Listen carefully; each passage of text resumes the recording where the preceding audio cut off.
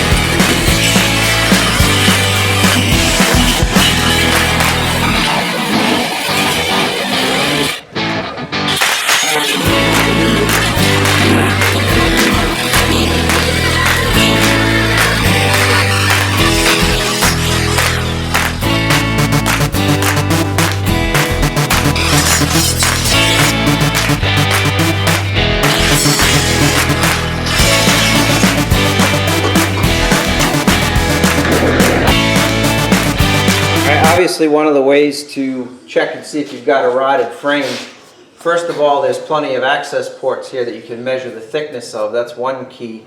But when you hammer on something, that's a good solid ring to it. Obviously, when I was hammering on this, when it was connected, it had kind of a dull thud to it. So, anyway, I'm just going to go in here, knock around with a hammer and clean this out and prep it. So after I cap this off with a new section of steel and weld it all up, I'll actually go in through some of these access ports and throw some paint in there. I'll let that dry for a week or two.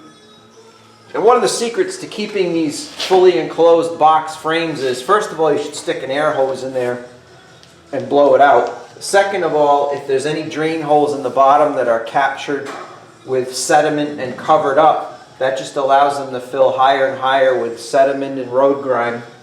You want to make sure that those are maintained clean. Blow it all out good with an air hose, and then I buy marine fogging spray and I put the tube on it and I put it inside these holes and I spray it from either side, try to work it around. The foaming action and the capillary action or the wicking action of that anti-rust or the fogging spray, the marine fogging spray, does a good job in preventing some of this stuff. I know you probably can't see it, but I've done that here and it actually wicked all the way up to halfway up the tube. This is a lighter color, it's dry. This is wet with an oil soaked into it, and even some of the rust down here in the bottom, the sediment, not necessarily rust, it's accumulation of sand and rust debris, actually has that oil soaked into it, and I can smell it when I cut it. I can actually smell the oil, so it's a very effective way to, if it's a fairly new vehicle, to eliminate this problem, or if it's an older vehicle, to prolong or prevent this from progressing to a worse state. So my next step is just go in, clean this all up, get it ground down, make a pattern, and take my L bracket. I'll shape it a little bit so it has this little curve to it, and go from there. Once I'm comfortable that I've removed all of the rust, I will go ahead and weld up the new section. So one thing that we need to understand, I got a wardrobe malfunction. So one of the things we need to understand is these frames are two C sections put together and one slips inside the other. So when I do the repair, especially on the bottom side, I cut so the double thickness is still there, and when I weld, the inside double thickness might be compromised, but the bottom side should be still have most of its integrity. If it's not there, then I need to actually go back and put an L bracket on the outside and then put another L bracket on the inside so they overlap like they did from the factory. So I'm seeing really good thick metal here. This is over 1/8 of an inch thick, which is what I'm going to be putting back in. And I'm going to be very comfortable with that repair. And I am convinced that when I put this back in, it'll be as strong, if not stronger, than the factory. So here we go.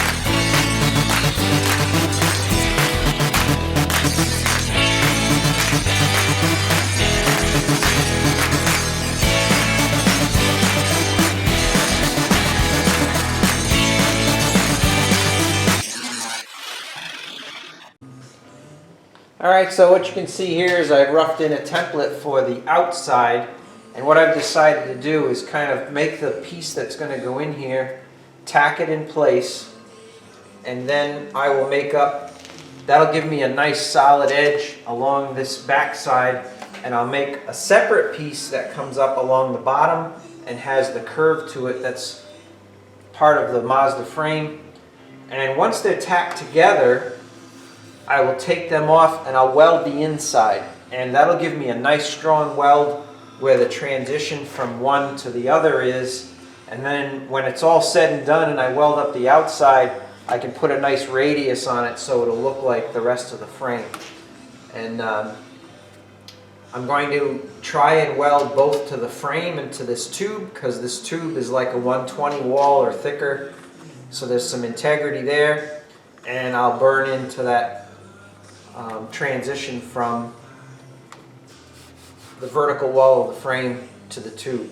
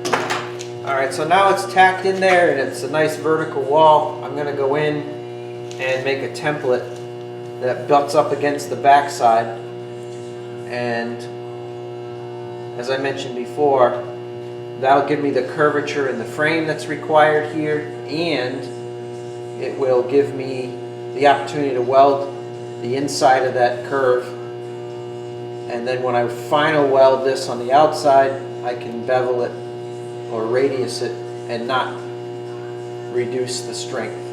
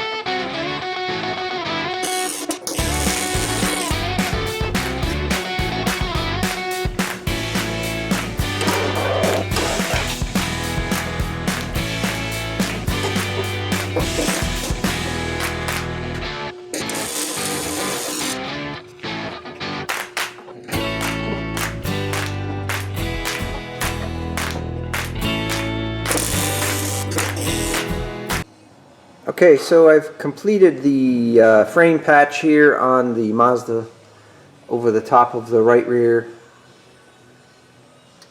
axle, and the battery went dead on the camera yesterday, so I ended up getting it welded up last night, throwing a coat of paint on it so it would dry today and I could make some more progress on just kind of touching things up here. Repainted the things that the paint fell off of, and I'm just touching up some of the things before I put the wheel back on. So there it is, another patch job.